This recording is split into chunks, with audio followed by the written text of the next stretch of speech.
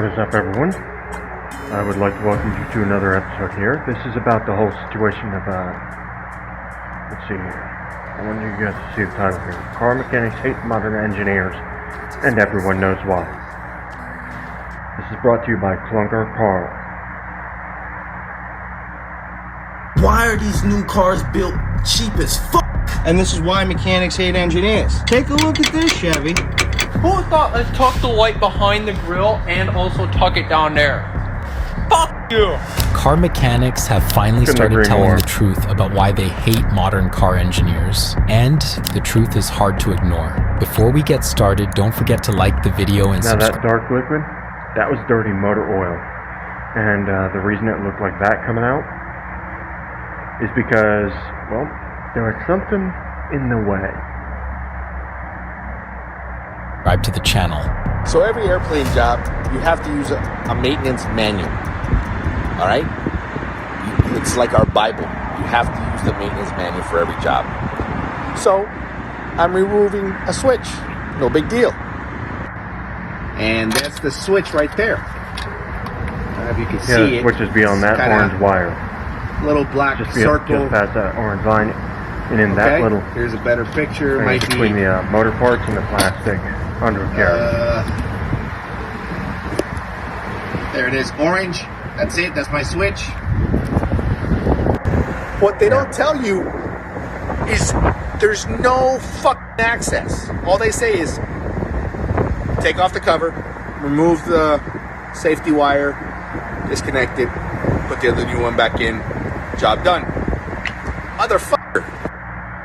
Hear that, guys? And do you guys still believe that based on what you just saw? Because I sure as hell don't. Seriously, this is what modern cars are these days. They're next to impossible for independent mechanics to work on now. Stupid. Really stupid. And this is why we fucking hate engineers.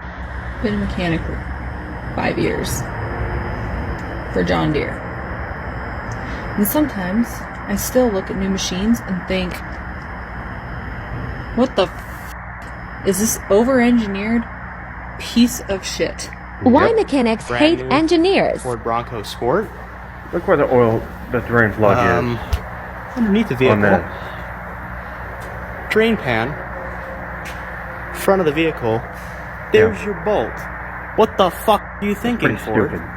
I don't understand why Ford thought putting this drain plug in front of this sway bar was a good idea. Yeah, look. Because when you take it off, oil just splashes everywhere.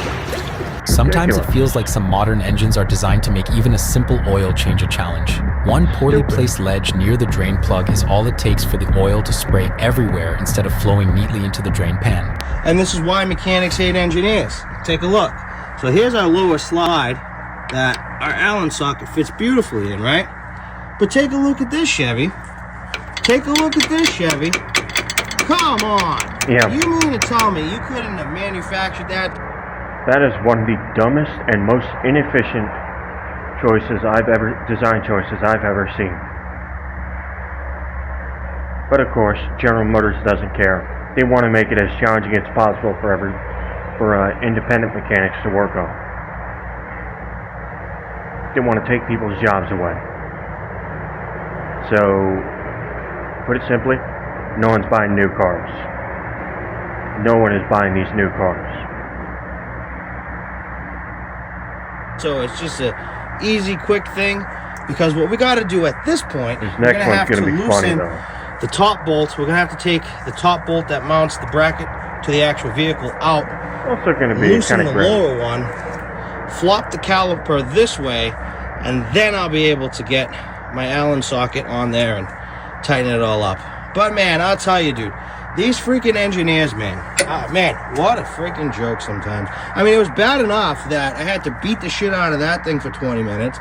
It's bad enough that the freaking slide pin bolts, the hex, stripped out. I mean, we're working on the snow.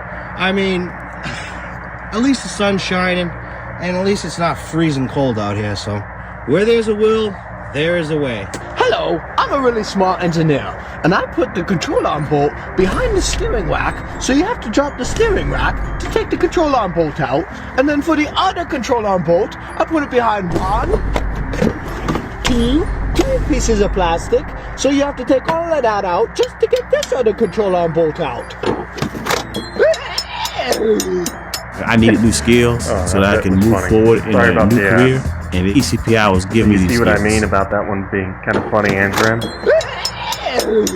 Mechanics always say they hate engineers. This Lincoln is a prime example of it. You're supposed to do a cabin air filter, right? Well, to do so, you have to remove the glove box. Well, Lincoln, in their infinite wisdom, decided to hide screws that you have to take out in order to take this thing out. So it's got 4. Here, which you can get to by dropping this door open. And then there's one down here, and then there's one over here. This one is hidden by this gigantic panel. This gigantic panel is trapped by this panel back here. And then you have to pop this panel off, and these pop tabs require you to pull this way. Well, guess what you need to pull this way? Space. Guess what you don't have? Space. And then, once you pull it out, you then have to pull it backwards, because it has more pop tabs up here. So it's not just as simple as pulling this way, you also then have to pull this way. And then you would think to yourself, okay, well, I've got 3 screws, that surely should be it. No, you have to pop this panel down, because it's hiding the screw over here. So you finally get all of that done, right? This panel also comes off, it's down there. Unhook the stupid light, and then you're like, okay. See, in a 1993 town car, you're not going to have this kind of issue. This is why people are going for older cars and why dealerships are having so much trouble selling brand new cars. That's why they still have 2025 models, why they still have almost every 2026 model on the lots. It's crazy. Surely this will just fall right out. Nope, you have to have it at the right specific angle. And this is still kind of in the way, so that makes that kind of hard. Now I can just pull it out, right? No, there's more screws. Check this out. Toyota Camry. Look how easy this is. I'm gonna do this one-handed while filming. You open the glove box. Toyota made it easy. Pull a door off. There. Cabin air filter. Toyota actually did the smart thing. Made it easy. Because even Toyota knew that's just not this crazy difficulty stuff just isn't what people are going to people just aren't going to tolerate it, and Toyota knows it. This is just pure insanity. Basically, regular maintenance turns into pure torture for the mechanic. Replacing a filter like that costs several times more, because to get to it, you have to tear apart half the car. So, doing a cabin filter replacement, it's hidden behind in the dash, so step 1 is remove the doors, take the dash out, take all the dash out. More torture. And we'll have the dash out over here. When we come over here, then we can finally access the cabin air filter. And look at that, you had to pull the whole setup there out to get to the cabin air filter. Wow. Now we can change it, and that's going to be so point stupid. 2 for the customer pay only. And then we got to reassemble all this, of course. So already potlickers. What the GM? Okay, I'm talking to General Motors here. Fuck you guys.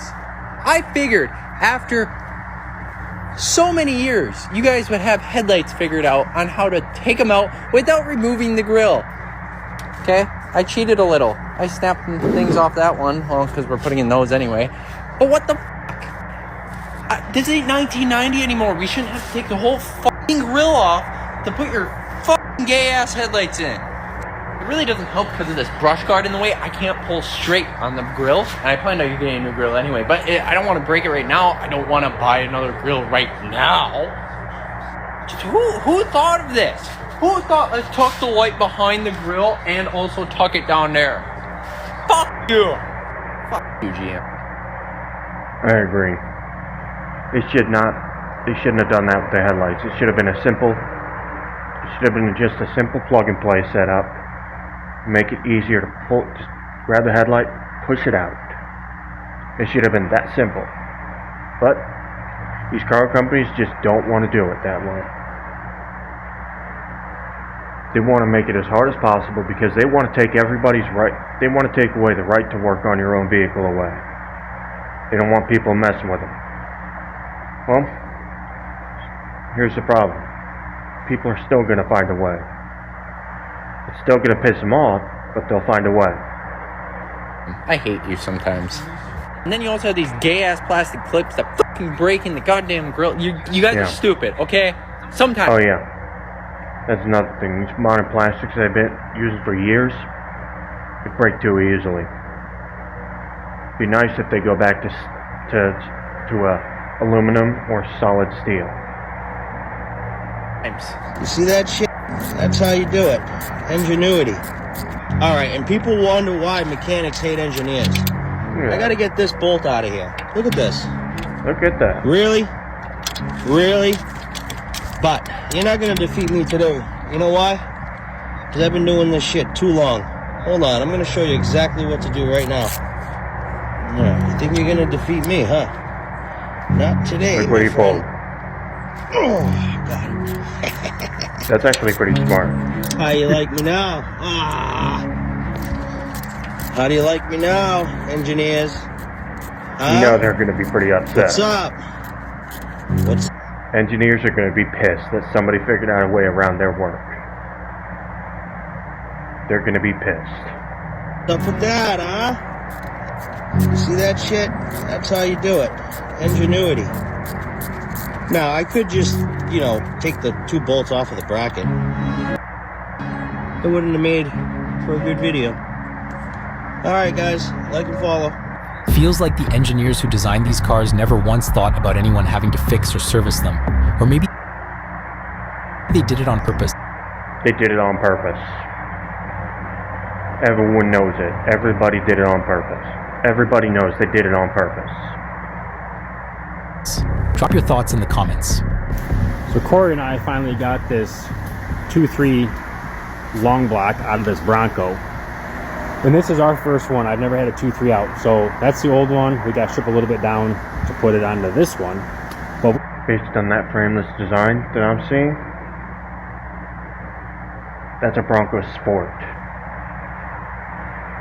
I'm sorry, but I'm not messing with a frameless. I'm not messing with something that has no frame. No. Not happening.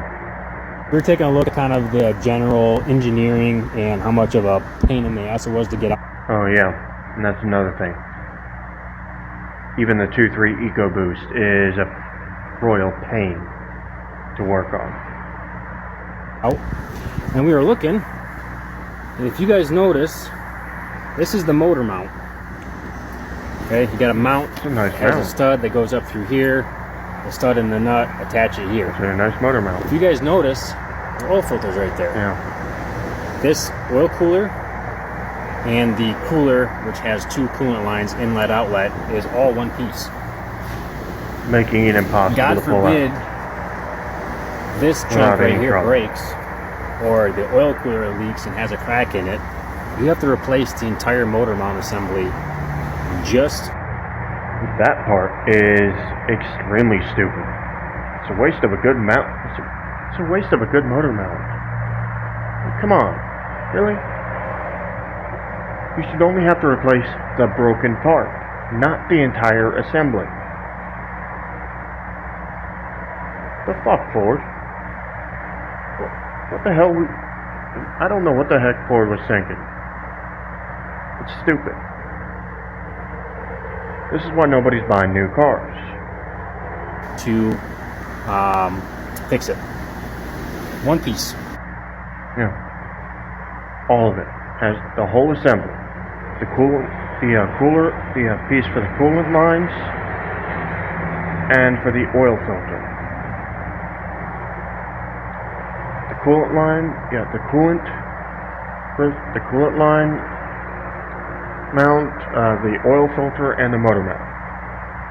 All basically one piece because it all has to come out just to replace one part.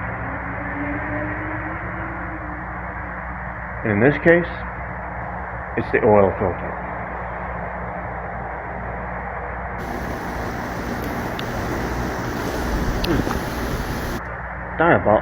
Absolutely diabolical.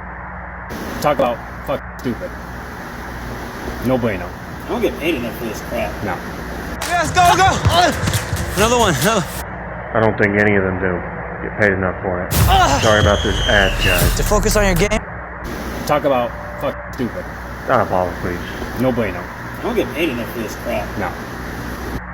We got ourselves a Kia Stinger with a 3.3 twin turbo engine.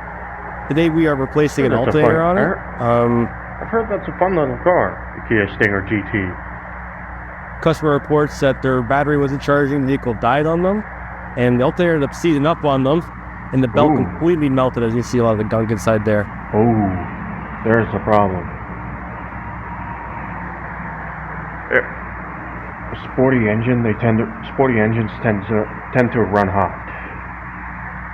And obviously they didn't design the alternator to handle that. And they did that on purpose. Make the car less reliable. Make you have to pay more in repairs. It's stupid. So to remove the alternator in this car, we have to drop the engine in order to access it, because the turbo, as you can see, gets bolted up right in the way of our alternator. So we're going to drop the whole drivetrain down on the chassis, or on our cart here, right in the way of our alternator, as you see a lot of the gunk inside there. So to remove the alternator in this car, we have to drop the engine in order to access it, because the turbo, as you can see, gets bolted up right in the way of our alternator. So we're going to drop the whole drivetrain down. Wow, that's there's the problem right there. The turbos run real hot. And they put it right next to the alternator. Wow. What idiots. What idiot thought of that? What idiot thought of that? You don't put a turbo next to the freaking alternator. That's a great way to fuck up the alternator and kill your engine. It'll kill your battery. What the hell was Kia thinking? On the chassis, or on our cart here, just to access this little alternator. So you think something so little like that would be so quick and easy? No, not always. This is just insane. They had to remove the entire transmission just to replace the alternator. It's a part that fails pretty often on the Kia Stinger, judging... Not the entire transmission, the whole turbo setup. That's where this guy got a little mixed up. By the forum reviews. If you could previously do this job in your own garage, now you need a lift and a ton of expensive equipment for it. If you have to do a transmission on a Colorado 2.8 diesel, just remove the starter. You got to loosen these two bolts right here that hold the actual motor mount to the motor mount bracket. Once you have that loosened, you have to lift up the engine a little bit to expose that bolt back there. Once you have that, then you have to remove this motor mount, take out the 3 bolts that go on the bottom.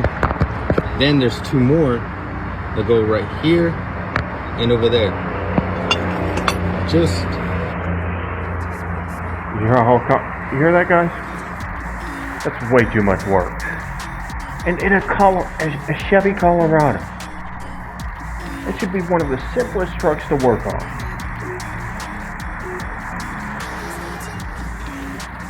What the hell?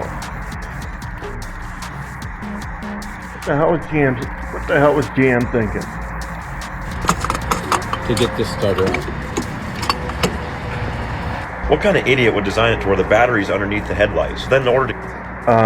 Yeah, that is stupid. That is so stupid. Get to the battery, I gotta take out the headlight and the grill. What? Are you kidding me?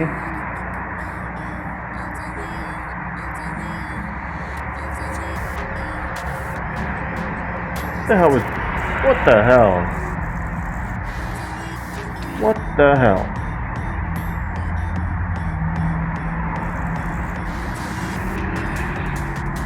Anyways, guys, I hope you found this informative. If you did, go ahead and hit that like button, subscribe if you haven't already, and I will see you.